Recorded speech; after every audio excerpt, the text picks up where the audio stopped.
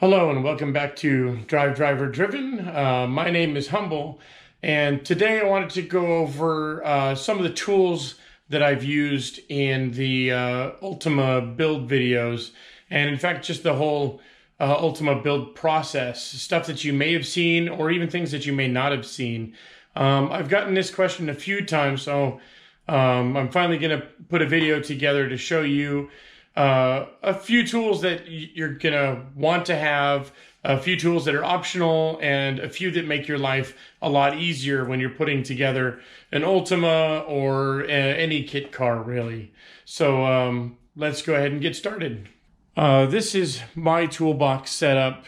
You don't need nearly this amount of tools. This is my amassed set of tools over the years. A few things that I'll point out right away is like having like shop towels or shop rags handy, having gloves handy.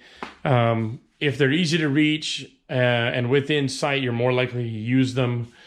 Down here, this is a vacuum suction pump.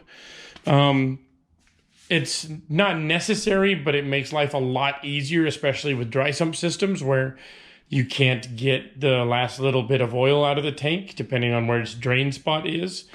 An air compressor, you don't have to have a giant 60-gallon unit.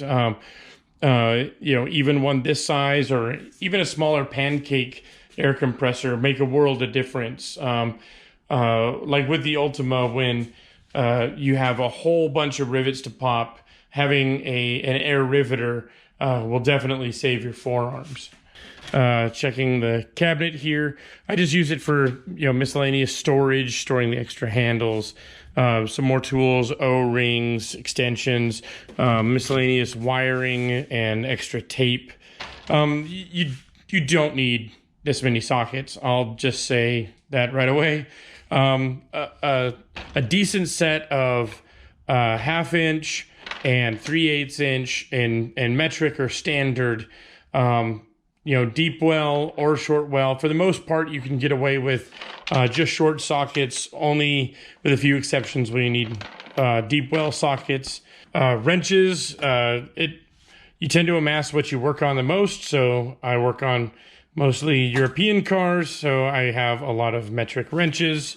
Of these, though, these ratcheting style wrenches are lifesavers, and I know they're not the cheapest, but they do make a world of difference.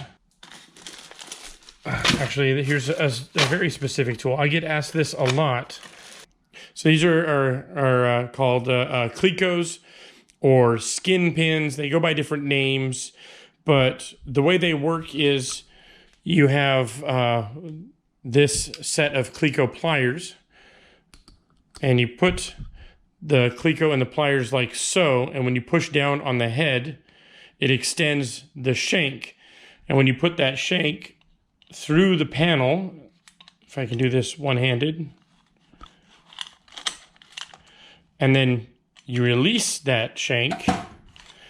So what that does is, normally you wouldn't have just a single sheet like this. There would be, something on the back side, but you put that little shank that extends through both pieces, and it'll hold this together. So actually a great example is we have these rivet holes, and this is our shank and everything.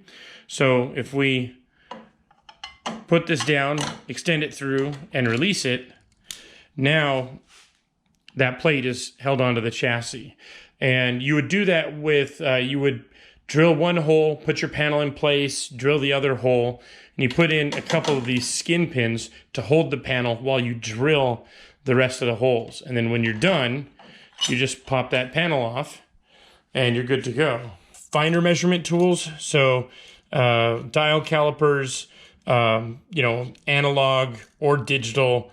I just find being able to read an analog gauge set and not rely on a digital set, I just think is a handy skill. Maybe I'm old-fashioned, but I do have these dial calipers in a few different lengths. Pliers, vice grips, angled pliers, whatever you name it. I would say these are a must, just if you're going to work on cars in general, is having, you know, angled pliers, straight pliers, pliers with a longer reach, you know, different sets of vice grips, needle nose or standard otherwise. You can never have enough because you're inevitably using them all for something. A nice set of cutting pliers, or a smaller set to get into where you need. Again, for cutting wires or cutting zip ties, comes in really, really handy. This is a manual rivet gun to pop rivets by hand. You want to use this for a few rivets, but you don't want to use this for thousands. Let's get that back in there. This is for a riv nut. So this is what your riv nuts look like. And what this is it works basically like a rivet that has a captured nut inside. And when you put these into a panel, it makes it so you can screw a bolt into that space. And you use this tool to do that. So you thread the end on this, you drop it in your panel like so, and then you'll pull the arms apart. And then that sets the rivet by basically forcing it against the panel and trapping it in place. And then you can see those little lines, those little teeth, those fold around the panel and then dig into it. So this is a hose cutter, but you'll find these on Summit Racing or in different places. Typically used to cut branches or something like that for gardening, but it works fantastic for cutting braided hose. Not super necessary, but if you're building a car and you're making your own custom lines, it's pretty much required. I would highly recommend cutters like these if you plan on making your own lines. This is called a Rivet Fan, and all of those holes that line up will stay equidistant. So if you extend the fan like this, those holes are still extended equidistantly. And as you see, it's the same number of holes, but now it covers a much larger area. Like, you know, down in here, or even between these 2 points, you can't get a long ruler in there. So you'll take, you know, one of these guys and line it up. You'll use it as a template and then drill the holes through that. So again, a rivet fan is the name of this thing. And if you're going to have to do a line of rivets, you want a template like this, or to make a template with a ruler, just because when you line up all the rivets, you don't want one of them to be out of place, and that will drive you crazy. Something else for fab work and paneling is you'll see a lot of people use clamps like these, or these grip clips, whatever you want to call them. Just quick and easy set, because you can use these one-handed while you're holding the aluminum in place. You can just quickly set it, hold it, move, and etc. You know, pick up, you know, 2 to 4 of these things. It will make your life easy if you're working in the garage alone. Again, to go with our massive pile of sockets, we have our ratcheting wrenches, or ratchets rather. To get into tight areas, I would recommend getting a swiveling ratchet like this guy, or getting a universal joint like these to get into the tight or awkward spaces. You will need it, so I just recommend getting it while you can. Also, the 1/4 inch size, which usually goes unchecked, or unused, I should say, it will pay to get a 1/4 inch set of sockets, or to try and include those in the sockets that you do find, just because in tighter areas, you're not going to be able to get these larger ratchets in where you need to, and having something smaller like this guy, or even this one, will do you a world of good while, you know, you've got your arm twisted up and under the chassis somewhere. I didn't really need these for a lot of my build, but depending on what kit car you're building and where your donor parts come from, you may need a big set of Allens or a big set of, these are security Torx, don't mind that, but a nice set of Torx drivers. If you're working with some European donors, you may need these reverse Torx bits, but that's only on a few things. But I would recommend getting the specific set of either Allens or Torx, depending on what your donor car is. If you're bending brake lines, again, custom brake lines for your kit, I highly recommend getting a proper bender. It just makes life easier, and you're less likely to crimp your brake lines when you're doing it that way. Again, you can never have enough screwdrivers, driver bits. Again, have the basics for screwdrivers, but one thing I will recommend is one of these kind of universal bit kits that have Phillips, flathead, Torx, security Torx, Allen, whatever you name it.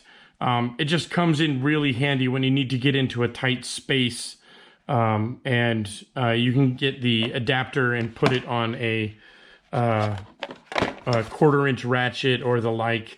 It just makes it a lot easier to pull out one of these on and slap it into an adapter on a driver versus getting a specific set of drivers with all of these bits on them. You will live and die by zip ties. I got a giant bag of, I don't know, there's like 2,000 of them in there, and you'll use these everywhere you can. I don't think I covered it much in my build, and actually I've stripped most of them off here now, but anywhere you see like tubing that would rattle on a pipe or something, you can actually see the line where the zip tie was, is you want to secure that so it can't move and it can't rattle. Likewise down here, normally up here, like you see, zip tying your wiring in place. You cannot use too many zip ties to secure anything you need. Like this, heat shielding, zip tied in place. Just buy the biggest bag, longest zip ties you can. I tend to go for these longer guys here and some smaller ones for smaller wiring jobs, like up under the dash, just to keep the clutter down. And then on that, this is a zip tie gun. And what this does is it tightens the zip tie and cuts it all in one shot. So when you have those zip ties, you just go down the line, put the tail inside of here, and then in one squeeze, it tightens and clips the tail. For electrical, you have to have a voltmeter, something that can do both DC. You're not going to need AC, but something with DC, and then something that can do like circuit continuity or whatever is very beneficial. I highly recommend using one of these. Something people don't generally think about is a label maker. And when you're going through your harness initially and checking all your circuits, it really helps to use a label maker to go through and label everything. It looks professional. It looks really nice. And if you get the right kind of tape, it won't wear away or fade or anything like that. So I can't recommend these enough. This is Tessa tape. It's electrical tape that's non-conductive, but it looks very nice. And it's just way better than like a vinyl tape in terms of appearance.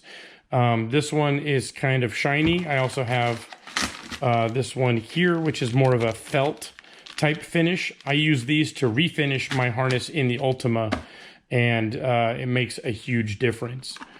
A good set of cable cutters and wire strippers, and then this tired old crimper just keeps going, and I keep using it, but you'll want one of these as well. And again, because inevitably you're going to need to do electrical work, so just outfit yourself with some electrical tools. You'll see these type of kits everywhere. Electrical connectors, spade, female and male, ring terminals, etc. I recommend getting at least one of these, but I'll show you a couple other kits. These are weather pack connectors, and 4, 6, whatever, 2. It comes with the tools for the actual pins, so you can insert and remove the pins. You even have the seals and blanks that you need. I can't remember how much this kit was, but when you're doing a bundle of wires and terminating them, a kit like this, again, really elevates your build over the use of like spade connectors. And because they're waterproofed and weatherproofed, you don't have to worry about shorts or anything like that. And then to take that idea a step further, you can find kits like this, these are Delphi connectors. So this is something you might find like in an OEM car. And it's the same idea. They're weather sealed connectors, but again, elevating the build that you have using better components.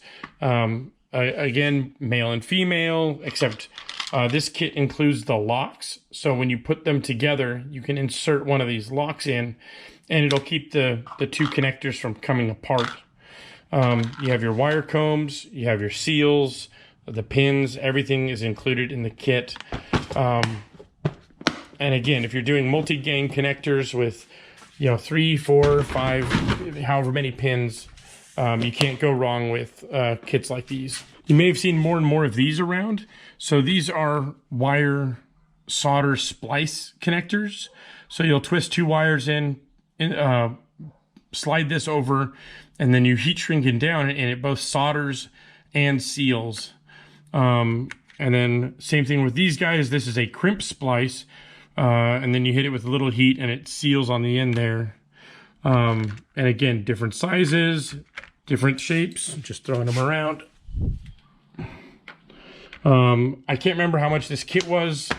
I think you can find them on Amazon. Not that expensive, but again, really helps. A set of files, both a flat file like this, a round file. If you're building any kind of kit car, doesn't matter who it's from, these are necessary, I would say, for panel trimming, deburring, whatever, you name it. Another tool in here is a punch. So when you're marking your center punch, you drive this down, you hold it, it'll click, and it drives that point in, and that gets your center punch set. So then you can drill a nice straight hole. You'll see bits like this in different sizes. These are unibits. I have them in both metric and standard. These are really helpful for if you don't really know the size of hole you need, or you don't want to keep changing bits to drill something out more and more. You can just drill a smaller hole and then drive this unibit down to the size you need, and then clean up the hole afterward. Again, these are very handy for both metal and fiberglass or carbon or whatever it is that you're working on. This is a deburring tool that you saw me use in one of the paneling videos, or probably multiple of the paneling videos. And after you drill a hole, you leave burrs behind, and you'll take this guy and you just twist it a couple times in the hole, and it clears the burrs out. I like this setup better. I chose to use this by hand, but you can get this bit in something that'll go in a drill. And I prefer this setup better than these guys, just because these were just a pain in the ass. They kept catching on the aluminum, and I just found that I could work faster with this guy. So that's the one I prefer. Something else I would suggest is a set of drifts.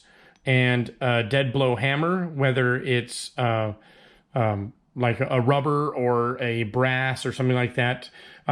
You will need these for one reason or another, to, push bolts out, push bolts in, setting things, what have you. It just comes in really handy. When I was building my car, all of the rivets are 1/8 inch or 3.3 millimeter rivets. And so these guys are double-ended 1/8 inch drill bits. You will go through these like crazy.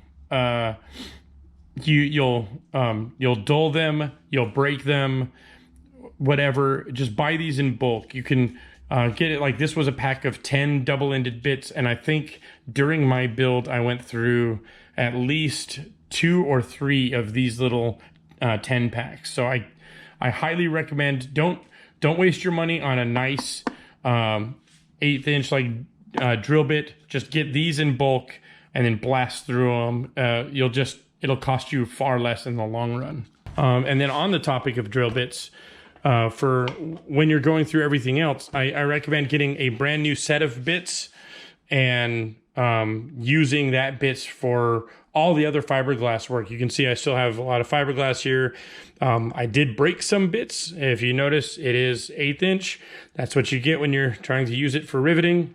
I would recommend just starting with a nice new set of bits that's a known quantity. It's well organized for size. It will just make your life easier.